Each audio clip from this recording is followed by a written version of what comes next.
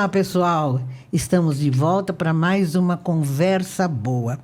E a conversa boa de hoje interessa para todo mundo, desde os piquiticos até os não tão pequenininhos, os jovens da terceira idade, né? Eu não sei se isso é legal, terceira idade. Os jovens, os mais jovens para sempre, os eternos jovens, né? Que é o problema da fala.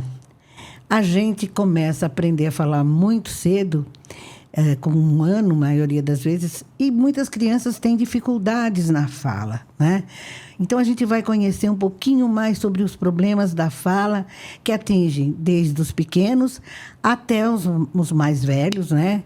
Que começam também a ter dificuldades na fala. E para falar sobre isso, eu tenho o prazer de receber aqui a doutora Vânia Lima, que é fonoaudióloga e que vai contar para a gente quais são os principais problemas, e ela vai, com certeza, dar alguma dica muito interessante do que a gente pode fazer para falar melhor e para se sair bem nas várias fases da vida. É um prazer, doutora Vânia, ter a senhora aqui. Ter a senhora não, ter você aqui. Por favor. Que eu já puxei a orelha dela, que eu falei, ela chegou aqui falando a senhora, eu falei, não, a senhora não. E eu já estou chamando ela de senhora, não. Vânia, é um prazer ter você aqui. Agradeço a sua disponibilidade de atender o meu convite. E vamos falar sobre a fala, vamos falar sobre fala. Boa. Prazer é meu, Luiz, esse espaço tão bonito, né? E a gente vai falar sobre algo que eu amo, que é a fala. Estudo há 30 anos a fala e sempre aprendo. Tem uma idade certa que a gente aprende a falar? Quando que... Porque tem criança que fala mais cedo, tem criança que fala mais tarde. Qual é a idade correta de se aprender, de se começar a falar? Excelente pergunta, né?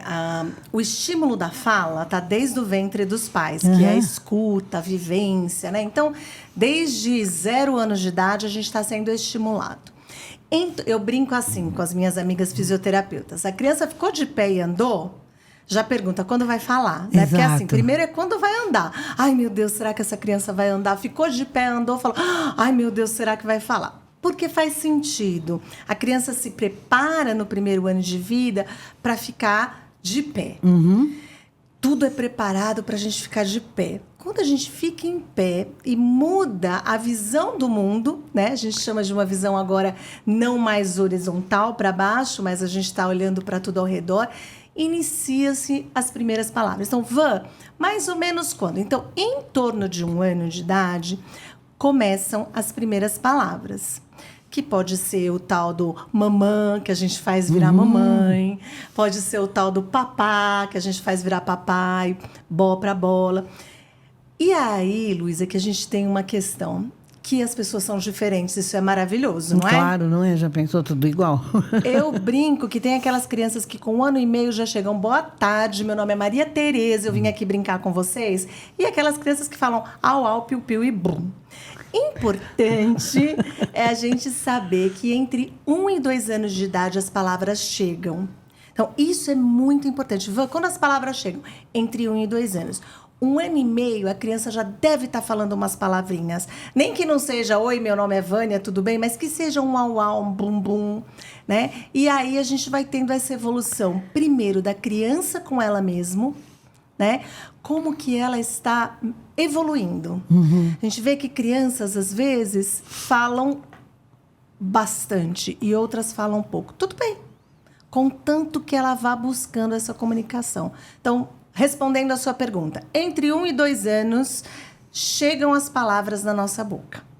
De maneira diferente e diversa. Sei. E se passar dessa fase, por exemplo, chegou 2 anos, 3 anos, a criança está no aponta, sabe? E os pais vão entendendo e a criança não se aprofunda na questão da fala. Isso já denota algum problema ou não? Olha, perfeito. Eu digo que a gente leva a criança, por exemplo, no pediatra, 15 dias de vida. Sim. Né? Aí a gente leva no oftalmo e na fono.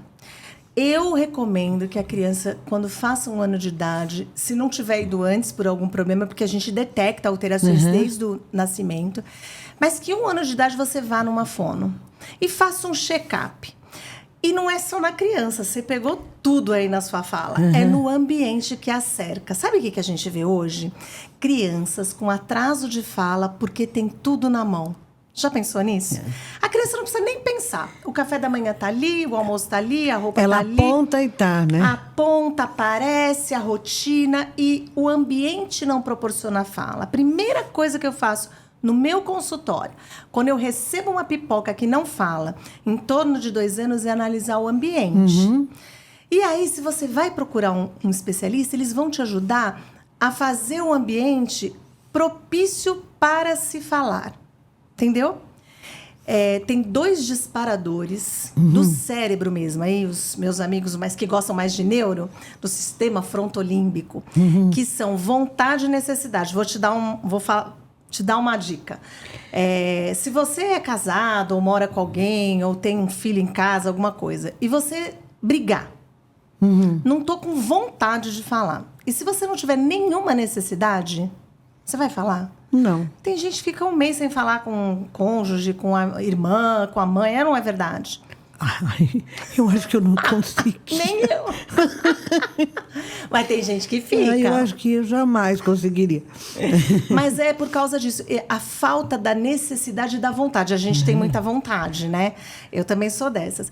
Mas a criança, voltando para a criança, a vontade e a necessidade precisam estar presentes no ambiente que a cerca. Então, você perguntou para mim, Van, a gente precisa ir atrás disso? Precisa, porque às vezes uma mudança no ambiente faz com que a criança desenvolva a fala.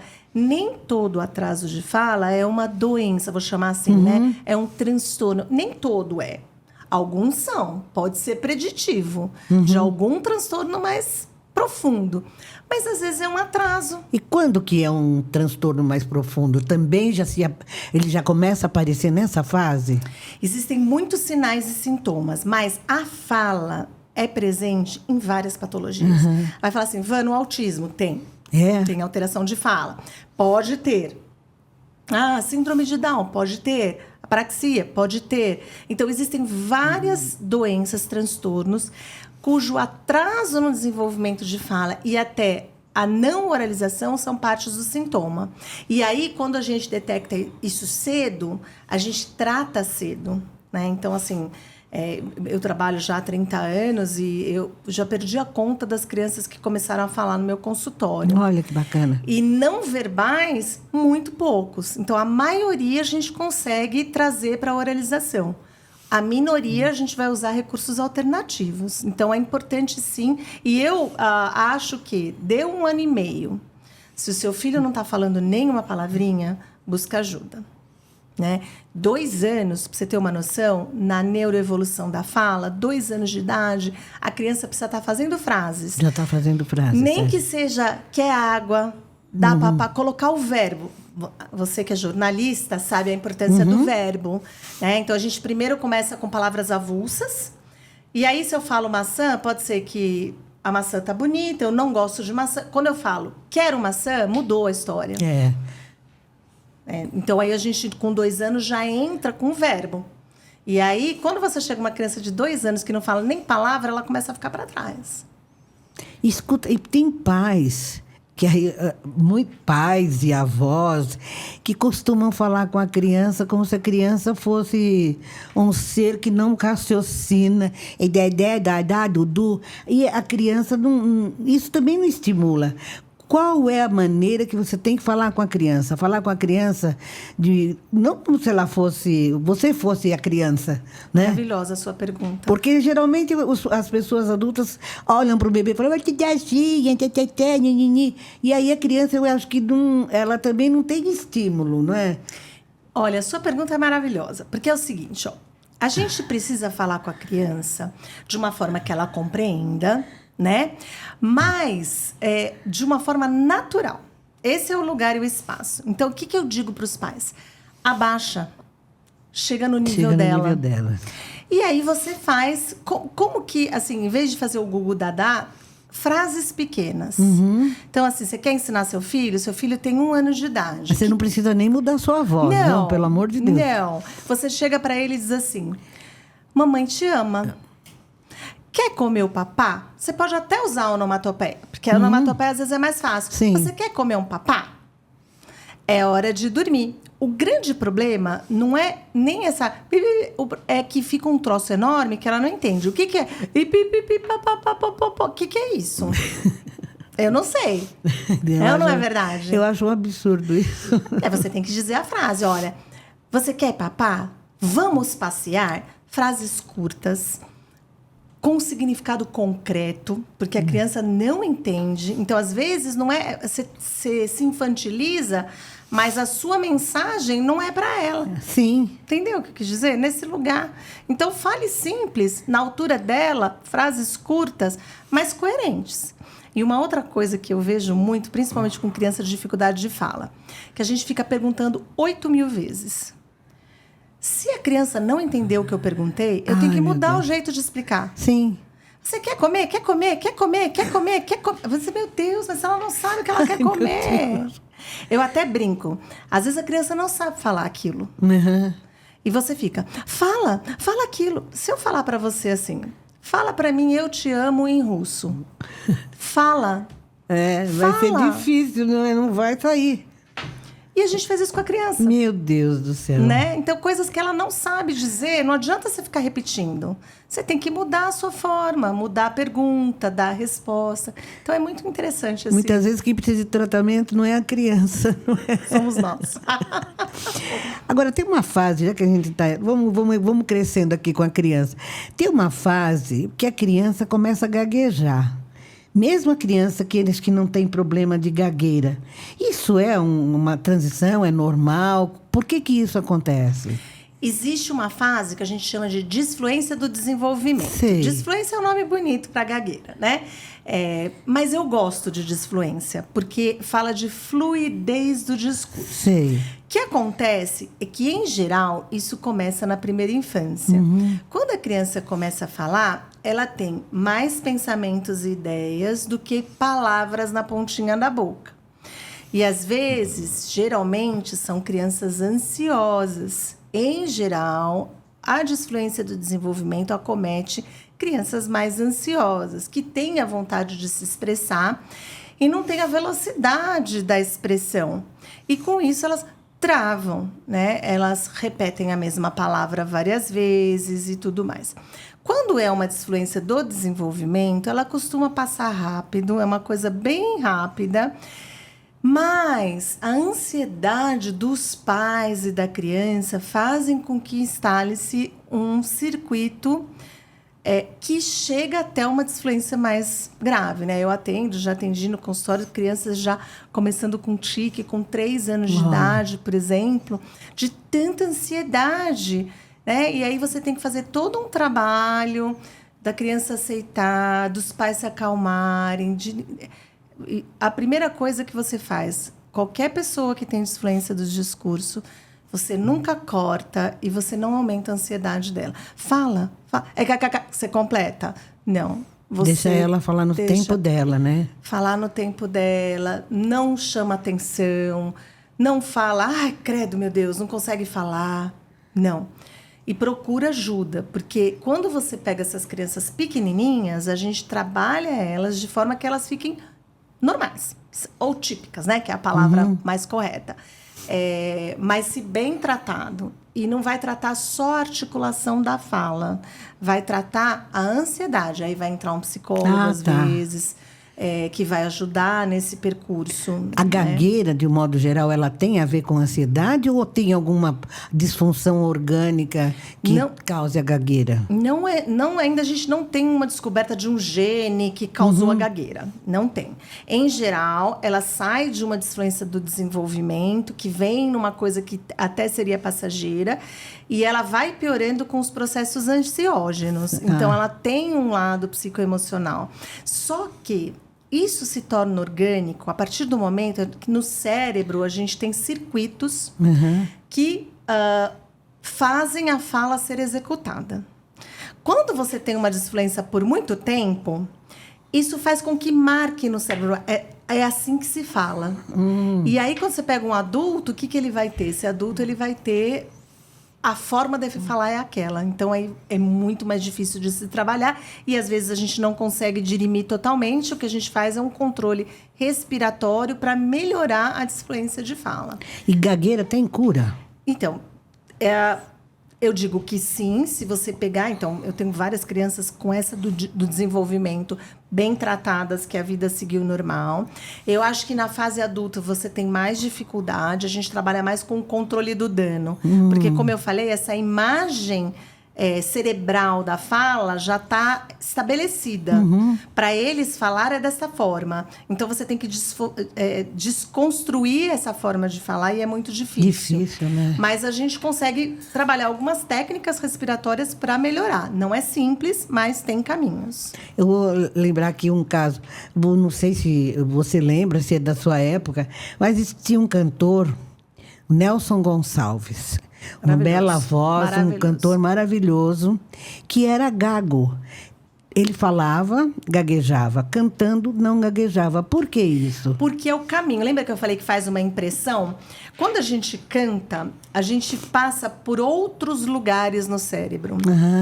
E aí, essa melodia rítmica, ela acaba fazendo com que ele não gagueje mais. Então, é como se o caminho fosse outro para se falar, né? Eu tenho, por exemplo, pessoas conhecidas que gaguejam em português e não gaguejam em inglês. São professores de inglês. Olha só. Interessante. Muito. Outro caminho, entendeu? Outro caminho diferente. Então, a gagueira é algo importante, existente e de difícil controle. Mas é possível o tratamento. Pode-se dizer que a gagueira começa no cérebro? Não. A gagueira começa nesse descompasso entre o que eu penso e o que eu falo. Sei. Esse descompasso é que a gagueira se instala. Mas tudo tem a sua imagem cerebral, porque o cérebro é o controle do corpo. É lá que se faz esse controle. Mas ele também trabalha com as questões psicossomáticas, psicoemocionais. Então, é complexo.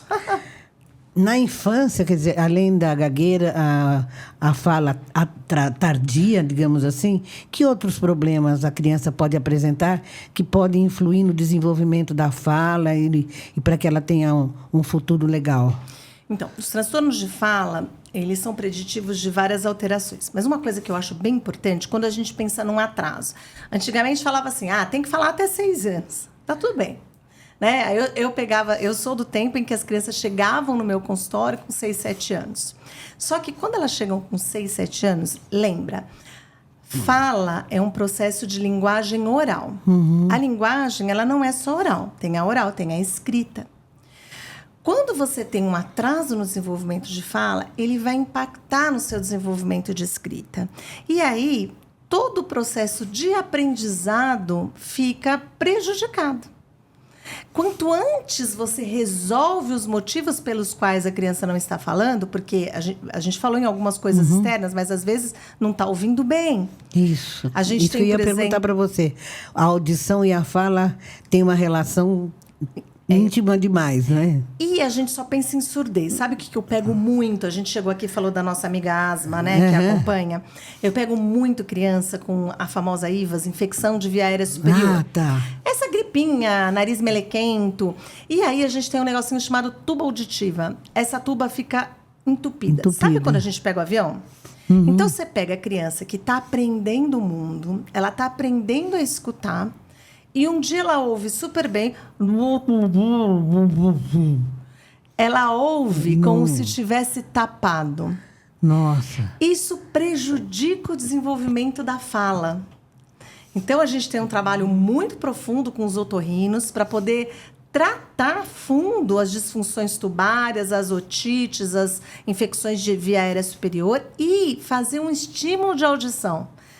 E aí você falou, o que vai impactar? Impacta em todo o aprendizado. Todo o aprendizado fica... Então, a gente tinha antigamente, na minha época, crianças que eram tidas como burras, não são inteligentes e, na verdade, tinham transtornos de linguagem que nunca foi descoberto. Isso é importante, né? Será que eu tenho que tratar uma criança de 2 anos de idade? Tem, porque você vai diminuir a possibilidade de ela ter problemas de aprendizado. Isso não é maravilhoso? Com certeza. Meu Deus, tanta criança inteligente que chega na escola Ai, tanto dificuldade. Aí você vai ver o histórico, teve lá atrás o indicativo, o atraso de fala. E a questão da comunicação entre as crianças também é um dado interessante, porque muitas crianças têm um desenvolvimento normal na escola, entre os amigos, né? Particularmente ali. Mas quando ela tem, por exemplo, que falar em classe, a criança trava, não consegue falar. Isso acontece com um adulto também. Isso é porque é timidez ou é realmente um travamento que tem a ver com a fala ou alguma coisa assim? A palavra não sai. Olha, eu acho que tem de tudo um pouco. Sim. Cada caso deve ser analisado no seu lugar. As pessoas mais tímidas, elas acabam tendo uma dificuldade maior de falar em público. Sim. Né? Eu encontrei uma amiga minha agora numa live que eu fiz e ela textou para mim. Me lembro você nos seminários, né? Porque tinha uma habilidade de fala. Outras pessoas têm outras habilidades. E aí, quando chega na hora de falar, não é a habilidade dela, né? Então, isso acontece. Agora, existem traumas, né? Eu tenho crianças, por exemplo, que muito cedo foram expostas a um tipo de falar lá na frente, a criança tinha dificuldade, e aí as pessoas riram. E foi exigido dela alguma coisa além da capacidade, né? E riram dela. Ai, que judiação. Isso existe, entendeu? A pessoa desenvolve uma dificuldade a partir de um trauma, né? Então, isso também pode ser possível. Cada caso a gente pode analisar de uma forma, né? Mas é importante dizer, e isso é bem legal, que tem jeito. Olha só que interessante. Esses tempos, eu tenho um amigo da família que me procurou no consultório e falou: Vânia, quero falar bem. Ele tem 63 anos, a gente estava falando de idade, né? Antigamente, já falava assim, vai falar bem para quê? Já está aposentado, teve uma vida de sucesso, é uma pessoa bem, né? Uhum. Não, porque eu quero falar bem. Eu gosto de falar para as pessoas e eu quero falar bem. Eu quero tirar esse meu R que está errado, eu quero... Não é maravilhoso? Uhum. Então, às vezes, a pessoa tem uma dificuldade de fala, mas a gente tem tratamento para isso. Até mesmo essa questão da timidez. Lógico que não vai virar um comunicador daqueles, né? Uma jornalista como você. Mas vai poder falar do jeito melhorado, com os amigos, numa reunião.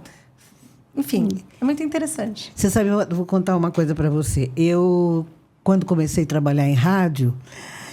eu não tinha a experiência de colocação da voz. E muitas vezes a gente tem transmissões que são ao vivo e você fica com o fone, tendo que ouvir uma coisa que fica realmente uma confusão na cabeça. E eu ficava rouca com muita facilidade. Cheguei a fazer exames, tinha lá um calo. Antigamente falava cordas vocais, agora fala pregas vocais, né? Quase que fui operar, mas aí me indicaram uma fono. E fui fazer fono. E olha, realmente foi a melhor coisa que eu fiz na vida. Porque quando eu falava, Vânia, a minha voz reverberava aqui no ouvido. Porque eu não sabia colocar a voz, né? E aí fiz vários exercícios até muito engraçados, né? Os exercícios são bem engraçados. E aí aprendi, rouquidão nunca mais, né?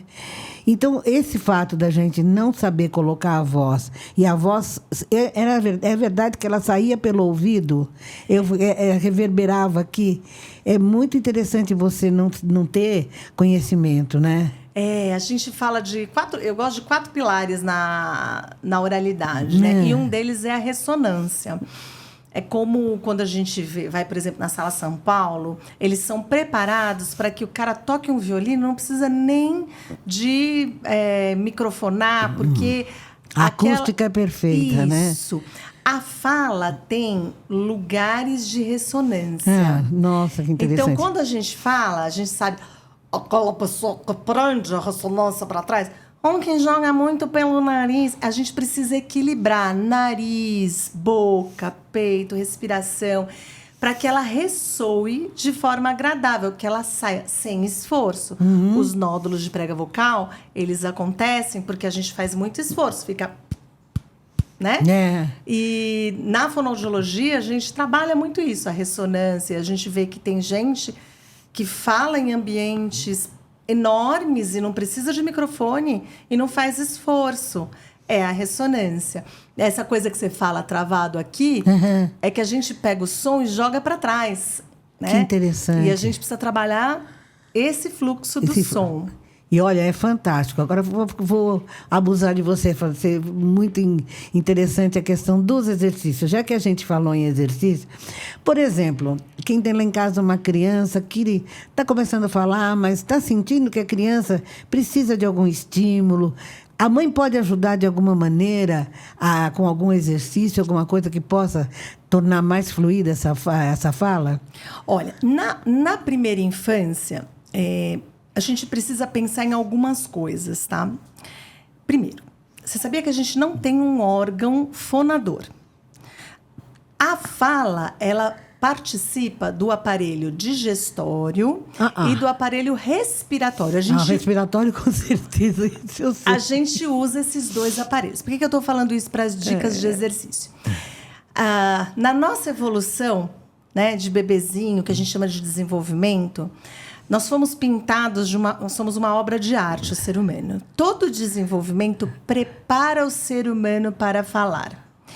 Então, olha só, a amamentação prepara a musculatura da boca. A mãezinha quer preparar a criança para falar, começa na amamentação. Quem pode dar o peito, dá bastante o peito. Ó. Esse movimento prepara essa musculatura. Quando eles começam a comer, que fala assim, precisa comer em pedaço. Por quê?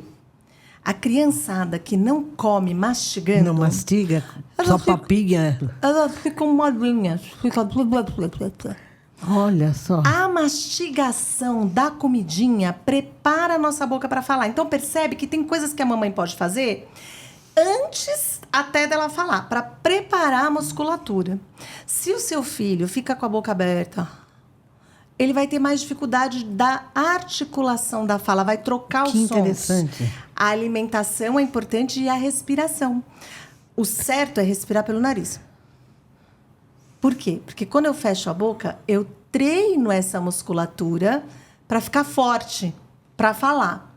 Então, essas duas dicas para os bebês. Até dormindo, né? Até dormindo. E quando você percebe que a criança dorme de boca aberta, o que se faz? Corre pro otorrino, vê se tem disponibilidade nasal. Aí tem a adenoide hipertrofiada, ou a sinusite de repetição. Enfim, tem algum problema para respirar. Primeiro, o profissional, otorrinolaringologista. Ele vai abrir. Se já for hábito, já acostumou, mesmo que abra o nariz, a boca não fecha. Aí tem que ir pra fono. A gente faz exercício. Sim. E aí tem várias correntes para fechar essa boquinha. Mas veja, em casa, qual é o melhor exercício? Comer bem, mastigar. Fazer a criançada mastigar comida dura, carne, né? Para quem come carne, fazer a criançada mastigar aquela carne até o fim, comer com eles. Eu brinco que tudo que tem ritmo, eu brinco não, né? Tudo que tem ritmo, neuromodula o cérebro, ajuda o cérebro a aprender. Então, põe a criançada lá para comer e vai cantando com eles. Comer, comer, e comer, eles vão mastigando. comer. Isso. São coisas interessantes a se fazer. E fique de olho. Musculatura mole não desenvolve fala. E aí, primeiro precisa procurar um profissional para saber por que tá mole, tá bom? Se é porque não comeu direito, porque não respira certo, ou se tem outros problemas associados. Às vezes os dentinhos não estão na posição correta, não consegue triturar. Tem muita coisa. Agora, para treinar a fala das crianças pequenas, a gente precisa conversar com elas. A gente estava falando sobre isso, né? Exato. Eu vejo muito hoje que na nossa correria de vida, com esse nosso amiguinho aqui, ó, o celular, o nosso está desligado, a gente perdeu um pouco desse lugar, né? A criança, para ela falar, ela precisa ter lugar de oitiva. Ela precisa ser escutada. Ai, olha só. Né? Ela precisa ter a mamãe e o papai. Será que a mamãe e o papai estão sentando com eles? E conversando, gente. Às vezes a gente esquece que a criança é uma pessoa. Vou dar um exemplo. Chega no meu consultório, a criança com 3 anos de idade, e a mãe e o pai falam assim, olha, ela não fala direito, ela não conta o que aconteceu. Ela vai na escola, volta, não conta. Eu falei, tá bom. Vocês já contam pra ela como foi o dia de vocês? Como assim? Tipo, chegar em casa, sentar, falar, olha, hoje o meu dia foi assim. Não. Você conversa com seu filho? Como que ela vai saber contar o que aconteceu com a escola se ela nunca viu alguém contando para ela o que aconteceu na vida. Percebe como a gente se perdeu aí nesse lugar? A gente quer que a criança fale, mas não se dá, não se doa, né? Isso também é uma doação, Claro. você se doar para a criança, né? E as pessoas não têm tempo, é realmente isso. Aí dão um celular para a criança se distrair, e no celular elas também não vão aprender a falar corretamente. Não vão. Não há troca, não é? esse é o maior motivo. Esses dias uma mãezinha falou, eu achei um aplicativo super bom, que a criança clica, ela fala, a pessoa fala e manda ela responder. Eu falei, qual o atrativo para você olhar para uma pessoa? Bola, bola. Cavalo, cavalo. Qual é o atrativo? Ave Maria. Agora, você pegar uma bola e falar assim, vamos jogar bola, pega aí, bola. Vem cá, vamos cavalgar no cavalinho. Aí eu tenho interesse. O que você quer? Jogar bola com a tia ou pular no cavalinho? Aí eu tenho interesse. Agora, bola, bola, cavalo. Nem eu vou falar. Porque e a tendência é se fechar mesmo, né? Se você não tem esse diálogo, essa conversa, né? Em casa, eu acho que vai ficando cada vez mais difícil. E eu acho que cresce um adulto também com dificuldade de se comunicar, né? Eu acho que comunicação é a grande, vamos dizer, é o grande mote do momento, né? Hoje, nas empresas, as pessoas têm que saber, porque tem reuniões em grupos, muitas reuniões em que a pessoa tem que apresentar planilha, apresentar uma porção de coisas, e se ela não tiver uma boa fala, ela fica com dificuldade, e isso vai prejudicar ela no emprego, né? No trabalho. E profissionalmente, como é que a fala pode, vamos dizer, uma fala organizada, certinha, não sei se existe isso, mas como é que a gente prepara um adulto para ter sucesso na profissão quando ele precisa se apresentar? Eu gosto da palavra funcional, porque a comunicação ela vai ter diferentes impactos na vida das pessoas, mas ela tem impacto em todo mundo. Fala assim, eu não gosto muito de me comunicar, eu vou trabalhar com computador. Meu amigo, você vai ter que se comunicar. É lógico que é diferente de um cara que é um jornalista, né? Ele tem uma outra comunicação. Mas a comunicação, ela está em todos os níveis. E eu vou contar para você.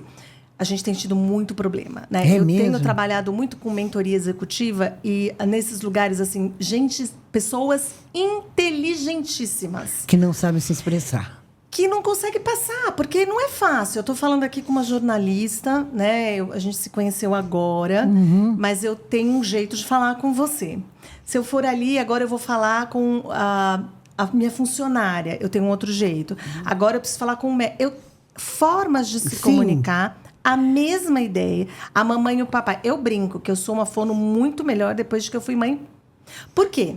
Porque antes eu era cheia de mim, sabe? A minha forma de se comunicar. Tirei essa chupeta logo. Depois que eu tive meu filho, que eu quase morro para tirar a chupeta, a mãe chega no meu consultório, a forma de eu me comunicar é outra. Porque eu vivi o que ela está vivendo. Eu falo, chora aqui comigo, nós vamos conseguir, né? Então, a comunicação, ela permeia todo o trabalho. E ela pode ser funcional. A gente precisa... Existem vários pilares, né, como eu falei, para você conseguir uma boa comunicação. Mas se eu for trazer aqui uma ideia, eu digo, empatia é o lugar. É você enxergar o outro, né? Você não se comunica... meu marido que usa essa expressão, que comunicar é tornar comum. Você não comunica a sua ideia do seu jeito se você não pensar com quem você está falando. É ou não é verdade? Não se importar com essa pessoa. E não falar de maneira que você queira que ela saiba. Parece bobo, mas é vital. Empatia na comunicação. Olhar o outro para qual a mensagem se dedica. Pensar que, assim como você, ele tem problemas. A gente até brincou esses dias que, às vezes, está um CEO, por exemplo, de uma grande empresa, num escritório de vidro. O funcionário passa lá embaixo e ele está com uma cara lá meio séria escrevendo. O funcionário já pensa, meu Deus, ele está bravo comigo. Está bravo comigo, Né? Né? E, às vezes, é nada, cara. Ele está pensando lá... E se o funcionário tiver que falar, não vai falar. Não vai conseguir falar, porque ele já formou uma ideia de que não vai ser receptivo, né? Percebe? Ele já formou uma ideia. A gente é assim, o ser humano é assim. A pessoa está falando, por isso que a gente fala de escuta ativa, né? A pessoa está falando, você já pôs na sua cabeça que você tem que rebater. Ui, desculpa, bati no microfone. O que você tem que rebater. E nesse lugar, você não dá ouvido ao que ela está falando. Percebe como a comunicação ela é difícil? E a empatia tem o seu lugar? E aí, além da empatia, você ter um discurso fluido, saber o que você quer falar é importante. Então, hoje, dentro do meio empresarial, ou mesmo dentro os profissionais da saúde na sua clínica, ou os jornalistas, enfim, seja a sua profissão, você precisa saber o que você quer falar. A gente tem uma lei das 3 palavras-chave. Você consegue colocar em 3 palavras o que você não pode esquecer de dizer para essa pessoa? Essa é uma forma. Ah, interessante. Né?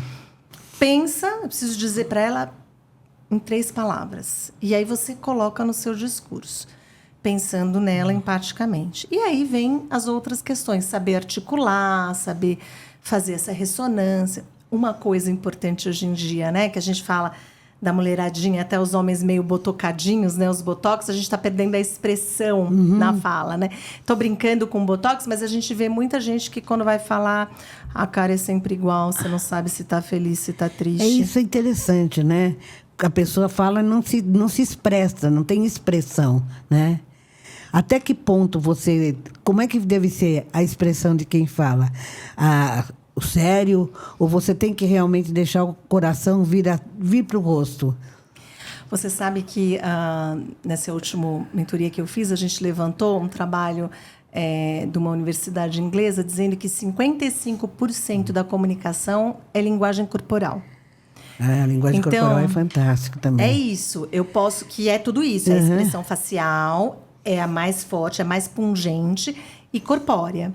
Então, eu posso dizer para você... Bom dia. Bom dia. Bom dia. E aí você já sabe para onde você vai. Exato. Então, a expressão facial, ela é a mensagem. A gente vê Você que é jornalista, viveu uma época em que o jornalismo era contido. Sim. Então, o jornalista não poderia passar a mensagem através dele. Não. Ele era simplesmente uma figura que estava lá para dar a notícia e pronto. E não podia ter nenhuma expressão. Então, a gente tem vídeos que a gente costuma passar nessas palestras de jornalistas famosos lá nos anos 70, 80. Gente, é demais, cara. Porque eles contam uma coisa super maravilhosa. A minha expressão é sempre a mesma. E outra que morreu não sei quem, não muda nada. Exatamente. O tom de voz... Bom, você sabe disso, né? Hoje, existe uma permissão. Não dentro de um jornalismo mais tradicional ainda... Mas também as pessoas estão se adaptando às mudanças do tempo, né? O tempo não é estático, né? Porque também o ser humano não é estático. Assim, óbvio que a gente entende que não pode se tomar partido, e isso é importante. Mas, assim, você vai dar uma notícia que é boa, você pode erguer um pouco da sua sobrancelha, não custa nada, né? Você vai falar da morte de milhões de pessoas, você pode se indignar, você não precisa fazer. Morreram. Não, mas morreram milhões de pessoas. Hoje foi um dia muito bom. Você percebe? Coisas pequenas que modificam. Agora, num ambiente corporativo, num ambiente de trabalho, a expressão ela é muito importante. E eu, como digo, trabalho com empresários que não sabiam que a sua expressão era muito carrancuda o tempo todo. Nossa! E uma pessoa super do bem, pessoas joias, inteligentes, mas que tem aquela figura do CEO, assim, meio bravo, sabe? Fala assim, não, cara, você pode... Isso também precisa mudar. Você pode abraçar com a sua voz. Não precisa ser o cara do povão, né? Mas é importante isso também. E você acha que as pessoas, vão dizer, ao longo do tempo, há exercícios também para mudar esse tipo de coisa? Eu lembro que nos idos tempos da década de 70, 80, tinha um exercício muito comum, que era de articulação, né? Você colocava o lápis aqui na boca e tentava ler bastante até você ter a capacidade de se fazer entender mesmo com o lápis. É um exercício, assim, vamos dizer, meio precário, até meio antigo. Mas ainda existem exercícios, assim, que você, adulto, pode fazer em casa, que vão te ajudar no seu desenvolvimento profissional? Tem muitos exercícios. Esse que você faz, durante um tempo a gente usou a rolha, uma rolhazinha. A gente chama de sobrearticular. Então a gente pega, por exemplo, um trava-língua. O rato roeu a roupa do rei de Roma. E a gente sobrearticula. Você articula bem aí, né? Eu gosto de usar o dedo. Assim, ó, engancho. O rato roeu a roupa do rei de Roma. E se você tirar o dedo e tiver marcado, isso fala que você é uma pessoa de articulação travada, que faz... Porque tem uma coisa de movimentar aqui e tem uma coisa de não abrir a boca para falar. Tem gente que não abre, né? E tem um aspecto que é treinado, né? Esses tipos de trava-língua, né? Hoje tem exercícios nesse... Mas tem também uma coisa emocional. Sabia que pessoas muito controladoras, que travam a sua articulação, eu falo que às vezes elas não querem pôr para fora. Então, por isso a gente trabalha a respiração, respirar. Soltar. Fazer um exercício de respiração lenta. O primeiro passo para quem quer melhorar a sua fala é o espelho. É se enxergar, é o autoconhecimento. Quem sou eu?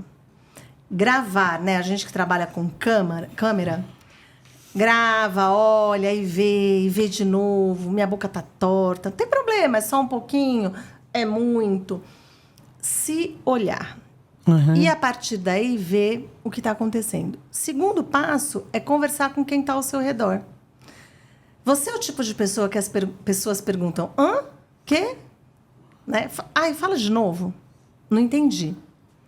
Isso dá uma dica para você, que a tua fala não está clara. Não está clara, né? E pode ser porque você fala mal e pode ser porque as suas ideias não estão boas. Às vezes, as suas ideias são confusas. Olha, né? Só. Que a gente chama de disfluência também. É uma gagueira, só que não da ponta motora da boca, mas do pensamento. Nossa, e a gente está aqui caminhando, né? Agora vamos chegar numa fase da vida que aí eu acho que também acontecem problemas bem grandes da fala, né? Você falou agora do mas eu percebo que quando a gente vai ficando mais velho, ou alguém já chegou para você e falou assim: você pode repetir? Ou você, muitas vezes, chegou para as pessoas e falou: não entendi, pode repetir para mim? Isso também é uma dificuldade auditiva, uma dificuldade de vocalização? Aonde vai, até que ponto a idade vai influindo nesse caminho da fala perfeita? Nos dois, né? A gente brinca e fala, né, de novo, brinca, mas é verdade, né? Existem as presbes, né? Então, a presbiacusia, diminuição da visão, nossos óculosinhos, né? Presbiopia. Presbiacusia é do ouvido. E presbifonia é a fala. Ou seja, a idade vai chegando e a gente vai perdendo colágeno, né? O nosso amigão. A gente vai diminuindo a acuidade auditiva e visual. Mas, hoje, a gente não tem mais motivo para ficar lá de coitadinho, né? Ai, não consigo escutar. Não, a gente tem que lutar para continuar preservando. Eu acho lindo hoje, você falou no começo, terceira idade, melhor idade. Enfim, a sua idade. A idade, né? Qualquer idade. Quanto mais a gente avança em idade, mais conhecimento a gente agrega. Mais a gente vai ter as falências, né, corporais. Sim. Mas hoje a gente tem como lutar. Hoje, por exemplo, a prótese auditiva, que antigamente era péssima, eu me lembro de adaptar. Eu não sou audiologista, mas eu tive tios que fizeram adaptação. Eu tenho colegas maravilhosas que antigamente suavam para fazer uma adaptação, porque a voz ficava metalizada e tal. Hoje tem inteligência artificial para modular o som. Olha que maravilha. Então, assim, não é desculpa. Se você está perdendo a audição na terceira idade, na melhor idade, conforme vai passando o tempo, avançando, você deve procurar uma prótese auditiva. Os aparelhinhos são minúsculos, apesar que hoje a gente não está nem aí se está vendo ou não. Ninguém liga mais. Não tem mais isso. E você vai ouvir super bem, super bem. Ouvir bem tem como consequência falar bem. Tem. E tem como consequência estar ligado no mundo. Por quê? Porque muitos idosos você leva para um lugar... eu vou levar para festa. Ele não entende nada. As pessoas ficam lá num canto. Exatamente. Não consegue falar, não consegue... Às vezes não é nem festa. Vamos num restaurante com o vô, com o tio. Chega lá no restaurante, um monte de gente falando ao mesmo tempo. Ele não entende. Então, por um lado, a gente protetiza para escutar o som melhor. Por outro lado, existe uma coisa chamada processamento auditivo, que é como esse som é processado, e algumas patologias que vêm com a idade, o demenciamento, o Alzheimer, eles trabalham nessa questão do processamento do som e da compreensão. É porque, às vezes, a pessoa escuta, mas não entende. Isso. Ela escuta o som, mas não consegue processar o que está sendo dito, né? Exatamente. E aí cabe a nós, que estamos com essa pessoa, sermos empáticos. Então, conversa de frente, vamos dividir os turnos, saímos com a família, então cada um conversa com aquela pessoa individualmente, não deixa no canto da mesa, né? Tá lá todo mundo na festa, já programa, olha, cada hora é a hora de um primo ir lá conversar com o vô. Aí você senta de frente, você fala e lembra quando falava com as crianças? Frases curtas, não elabora pensamentos complicados e você vai conversando com a pessoa. É importante, né? Então, primeiro, essa parte da compreensão. É verdade que a compreensão vai minorando? Em alguns casos. Nem todo idoso tem perda de compreensão. Né? Tem idosos que chegam aos 100 anos dentro de uma lucidez boa. Mas tem idosos que vão perdendo e a gente precisa se adaptar. Por outro lado, a gente tem também a questão muscular. O idoso vai perdendo colágeno. Isso. Às vezes a articulação não fica mole ou fica dura. Não sei qual que seria a consequência da idade. Vai perdendo força. E aí não é mais precisa. Então aí você tem dificuldade de entender. Para isso existem exercícios. Você precisa cuidar da alimentação do idoso, ver se ele é capaz de mastigar. Antigamente... eles perdiam muitos dentes. Graças a Deus, hoje, a gente tem técnicas que não perde mais. Mas aí perdia os dentes, a dentadura, a prótese não era tão boa, não podia mastigar. E aí você, igual a criança, a mastigação é que mantém a gente firme. Então, mastigar e comer bem faz bem para a fala. Então, mastigar faz bem para a fala. Ô, Vânia, me diz uma coisa. Por que às vezes... Agora eu vou fazer uma consulta aqui. Por que às vezes a pessoa... Eu não digo só eu, mas eu acredito que várias pessoas já se manifestaram com essa mesma questão. Às vezes, você quer falar alguma coisa... o seu cérebro já processou, você sabe exatamente o que é, mas a fala não consegue transmitir aquilo que o cérebro está pensando. Isso é em função da idade? Então, a gente tem algumas coisas, né? Em função da idade, a gente às vezes perde a palavra. Perde a palavra. Aí você sabe que você quer falar, mas você não lembra a palavra. Isso tem a ver com o envelhecimento do cérebro, né? Nesse sentido das perda das sinapses. E por isso que a gente precisa fazer exercícios. Sudoku, tá ativo, palavras cruzadas, conversar com as pessoas. Tem que fazer isso. O estresse também entra nisso. O estresse. Existem estudos já falando do Covid. Que teve um impacto na memória recente. Então, há estudos trazendo isso à tona. A menopausa, nossa amiga. A menopausa traz também esse processo de perda de memória recente. Essa coisa de você... Sabe o que é, mas a palavra não vem, né? Me passa um... Aquilo ali, né? Aquilo. Isso. E você substitui a palavra por isso, aquilo, sabe? Volta a ser aquela coisa da infância. Que você não tem vocabulário. Não é? Falta vocabulário.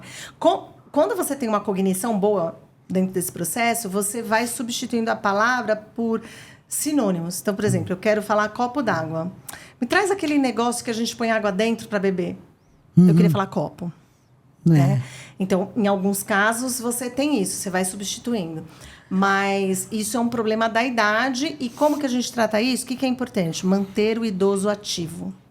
O que faz a sinapse... Porque a gente hoje sabe disso. Que tem como você restaurar a sinapse, melhorar... Manter o idoso ativo, com atividades, as cidades terem núcleos de idosos, os que gostam de fazer atividades manuais. Tem que manter o idoso ativo. Reunir as pessoas, né? Nem que seja para jogar conversa fora, né? Jogar um dominó, bater um baralho. Tem que ter uma atividade que traga sentido. As pessoas vão se desligando. A fala é o primeiro lugar. Só vai se desligando da sociedade. Né? Ele vai ficando num isolamento muito terrível, triste. terrível. E quando procurar ajuda? Eu creio que no diagnóstico, então, se um idoso é diagnosticado, ele logo deve procurar ajuda. Seja um diagnóstico dentro das patologias demenciais, Alzheimer, demência isquêmica, qualquer uma dessas. A gente não falou, mas acontece muito na questão disfágica, que é o problema de deglutição. Essa musculatura perde força. Então, olha, idoso começou a tossir para beber água, leva para ver. Porque essa olha só tosse, que interessante. ela é uma defesa ao processo de dificuldade na deglutição. E quando você tem essa dificuldade, provavelmente isso vai acarretar também na fala. Com certeza. Mas aí o mais importante é a vida. E a deglutição, por exemplo, a aspiração é causa de óbito em muitos idosos. Não diga. Porque aquela alimentação que deveria ir para o esôfago vai para o pulmão, infecta e aí faz pneumonia grave. Então, assim, teve essa dificuldade, corre. Não precisa estar demenciado nem nada. Eu tenho muitos idosos lúcidos que começaram com a água engasgando. Engasgou com a água. Vai atrás. A fono pode fazer esse diagnóstico. Né? E eu acho que no momento em que você sentir que o idoso está ficando para trás, olha, ele não está mais interagindo, você pode ir atrás. Um bom fonoaudiólogo ajuda, um terapeuta ocupacional ajuda, em que ele perde essa... Nossa, a minha mãe, meu pai, meu tio, ele não é mais o mesmo. Geralmente vai acontecendo. Procura ajuda. E tem um tratamento preventivo? Você pode prevenir esses problemas, que não deixar chegar nesse ponto de você engasgar com a água? Existe uma prevenção? Essa semana, uma colega jornalista, que faz um trabalho comigo de comunicação, ela me falou: Vânia, eu vi uma pessoa dizendo que a gente malha o corpo, né? Não usa mais essa palavra, eu sei, mas a gente faz exercício para o músculo do corpo. Por que não faz exercício para o músculo da boca? E essa pessoa era uma senhora já, dos seus 70 anos, que estava com a musculatura da boca super em dia. Ou seja, existem exercícios, eu digo que eu vou ficar bem fortalecida, porque como eu trabalho com isso, eu faço muitos exercícios que são especiais para manter a musculatura do rosto. Então, existem exercícios preventivos e você pode procurar. O fonoaudiólogo, ele precisa primeiro dar uma olhada como você tá, porque a gente tem assim, às vezes vai dizer, olha, esse músculo tá forte, esse tá mais fraco. Por exemplo, a gente tem exercício para esse musculinho aqui, tem exercício para esse musculinho aqui. Então, tem como você, até mesmo para a gente evitar, a gente fala tanto de colocar colágeno, botox, mas os exercícios orofaciais ajudam a prevenir essa dificuldade motor oral. Eu sou favorável e sempre gostei muito da medicina preventiva, da saúde preventiva. Antes de você ficar doente, você se tratar para não esperar chegar no limite, né? Então, a gente fala assim, você tem... Vai ao psicólogo, vai ao dermatologista para prevenir as rugas, para prevenir isso, aquilo. Vai ao geriatra, né? Hoje tem, para se prevenir contra os problemas da velhice e tudo mais. Com relação ao fonoaudiólogo, né? Que é uma coisa que você fala assim, eu não vou no fonoaudiólogo, eu não sei, em último caso, se tiver uma indicação médica. Mas você pode procurar um fono independente de indicação médica para prevenir o seu organismo de uma futura deficiência? Pode e deve, porque não vai ser um tratamento enorme, mas ele vai poder fazer as orientações, passar exercícios, avaliar o seu... Igual você faz no dermato. Mesmo que você nunca tenha tido nenhum problema. Mesmo que você nunca tenha tido nenhum problema. Hoje, graças a Deus, a gente tem atuado de maneira preventiva. por exemplo, em muitas mentorias executivas, a gente está atuando não na patologia, mas para melhorar. Nas crianças que chegam no consultório sem nenhum problema, eu estou num consultório, numa clínica de pediatras, e elas me encaminham desde 1 ano. E eu já oriento os pais. Então, não estabelece. Eu sou super a favor da prevenção. Eu também. Eu acho que em 2025 tem doenças que a gente pode erradicar. Pela simples prevenção. A gente fala de câncer de mama. Como caiu a morte de câncer de mama? Sim, a partir de todo um trabalho, né? Com de a conscientização, da prevenção mesmo, do autoexame e tudo mais. Não é maravilhoso isso? Nossa, Eu sonho com o dia que a gente não tenha transtornos de aprendizagem relacionados a transtorno de fala, porque a gente cuidou antes. E nessa parte de deglutição, tem como prevenir. Eu achei fantástica, voltando lá para a criança, essa questão desse exercício na deglutição para fortalecer essa musculatura e para que a criança não venha a ter problemas. E isso vai refletir também na idade adulta e na velhice também. Muito, porque esse padrão é aprendido. Então, quando você vem com essa coisinha mais mole, comendo aquelas coisinhas, você não desenvolve. Aí a gente vê, são adolescentes que falam errado, que viram jovens que falam errado, e aí que chegam são muito... Então, assim, tem todo um processo, né? E a musculatura orofacial é uma musculatura passível de ser exercitada. Então, aqui, ó, a gente consegue. O seu nódulo de prega vocal foi dissolvido por exercícios na musculatura interna. Olha Exatamente, que maravilhoso. Olha só. Maravilhoso. Sem precisar de cirurgia, não é? O que é ótimo. Não é? Uma coisa engraçada que eu não sei hoje como é que é visto isso, mas muitas crianças têm a chamada língua presa, né? Que na infância, na adolescência, principalmente adolescência, vira caso de bullying, né? Esse é um tratamento também que pode ser feito, que pode corrigir esse problema? Então, eu até fiz uma caretinha quando você falou em língua presa, porque hoje esse é a trend do momento, né? O tal do frênulo, tira, não tira, frênulo, não.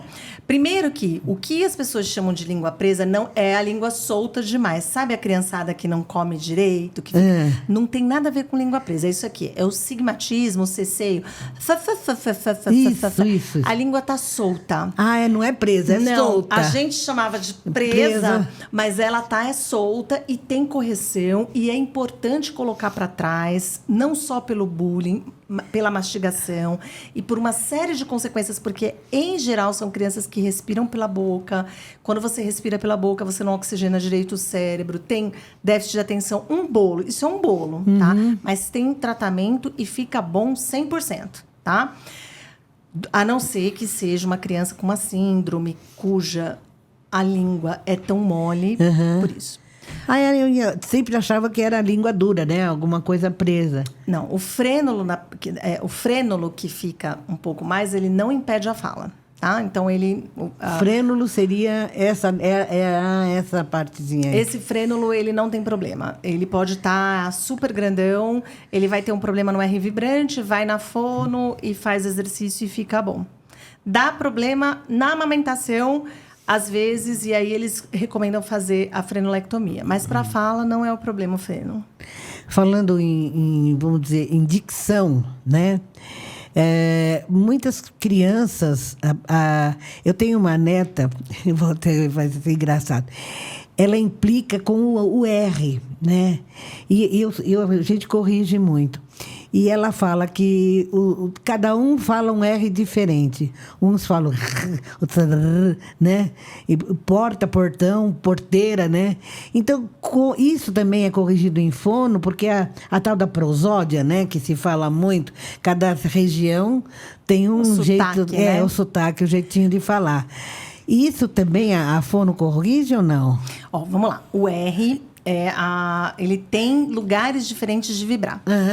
Então, por exemplo, se ele tem 2 R's no meio da palavra, ele é carro. Mas se ele é entre o que a gente chama de encontro consonantal, ele tem que vibrar na ponta. Você não fala trabalho, você fala trabalho no português brasileiro.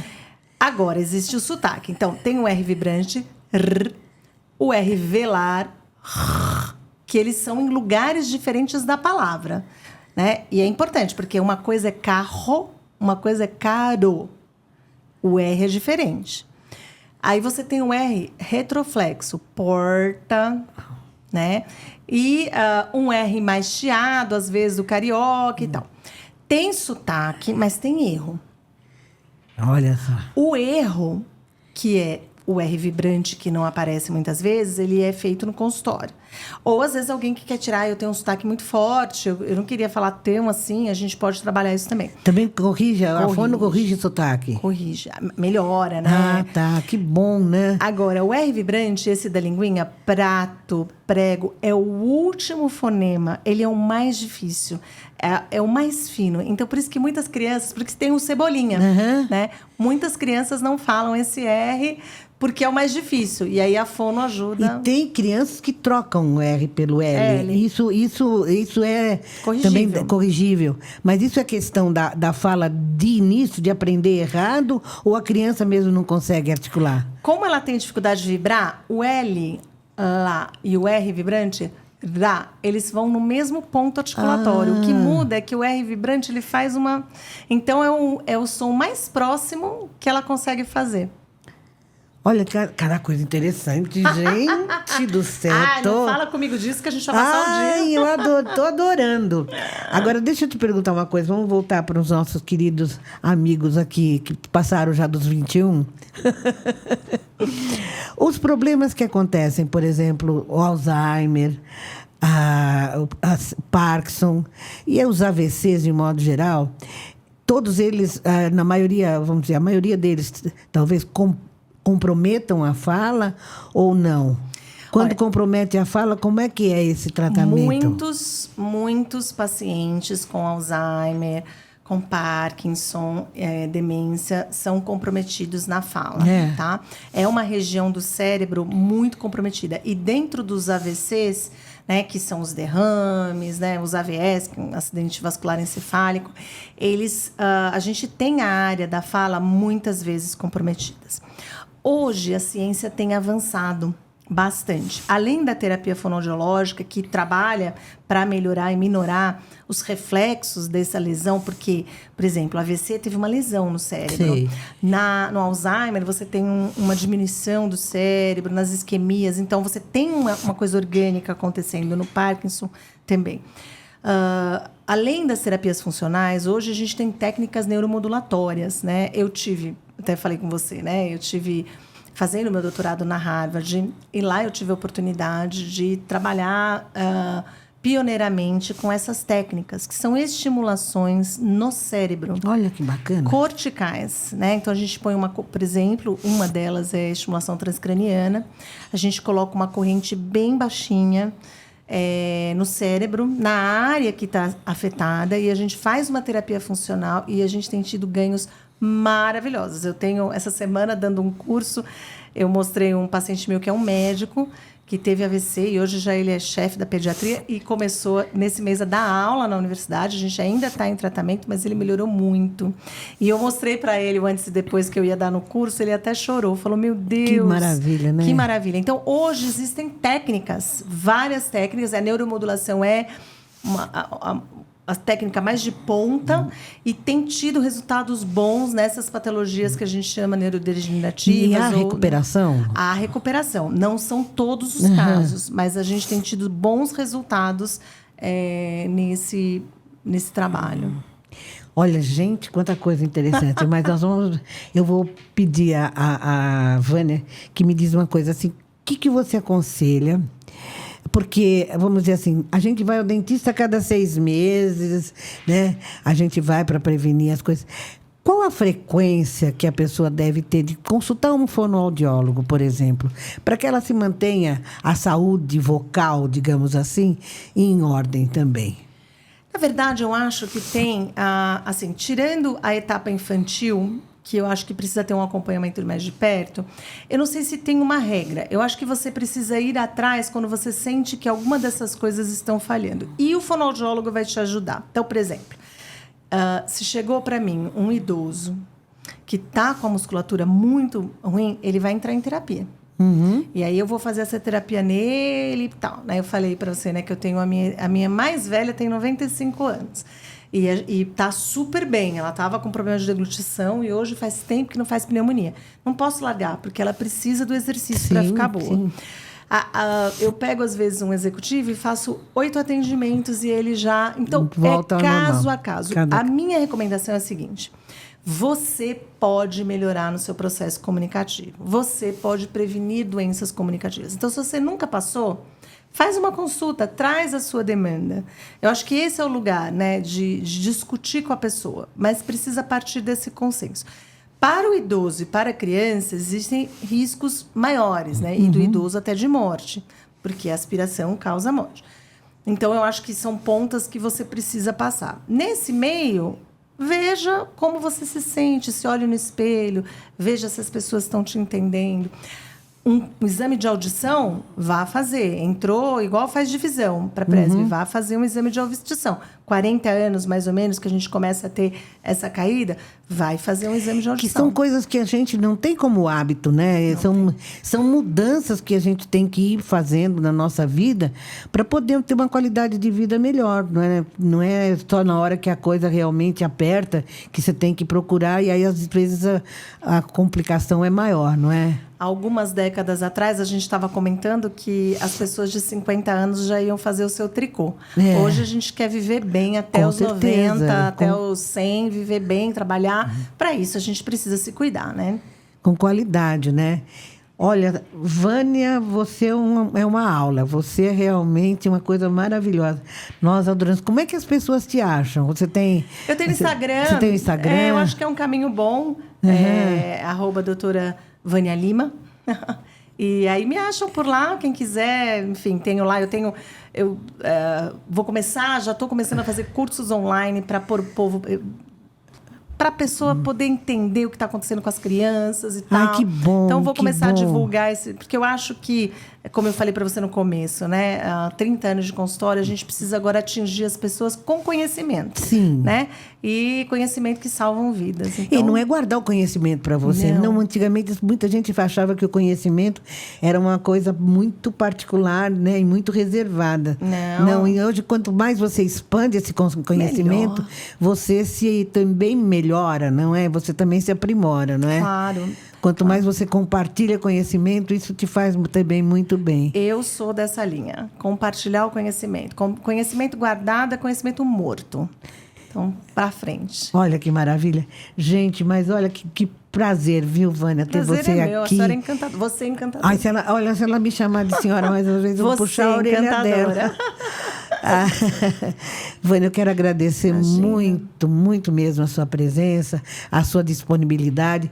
O contato dela fica aqui embaixo para vocês entrarem em contato. Não espera ter o problema, não. Tenta prevenir um problema mais sério. Procure o fono, assim como você procura um dentista, um dermatologista, como prevenção, para ter uma qualidade de vida melhor, que é isso que a gente quer, né? Exato. Muito obrigada, viu? E esse papo é bom mesmo, como diz ele, né? É uma conversa boa. É uma conversa muito boa. E muito sucesso para vocês aqui, trazendo um conteúdo de excelência, como vocês têm feito. Muito obrigada. E olha, a gente se vê.